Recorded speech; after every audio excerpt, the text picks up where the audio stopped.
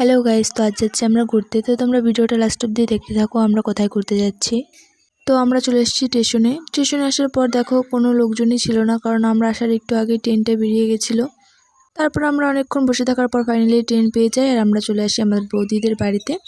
এসেই দেখো দাদা বৌদি সবার সঙ্গে দেখা হয়ে গেল, তারপর আমার বান্ধবীর সঙ্গে দেখা হয়ে গেল। আর দেখো আমার বৌদি এখানে সাজুগুজু করে নিচ্ছিল, কারণ বৌদিকেই সবাই একটু পরে দেখতে আসবে, তার জন্য বৌদি সাজুগুজু না করলে কিভাবে হবে বলো। তারপর অনেক রাত হয়ে যাচ্ছিলো বলে আমরা খেতে বসে পড়েছিলাম।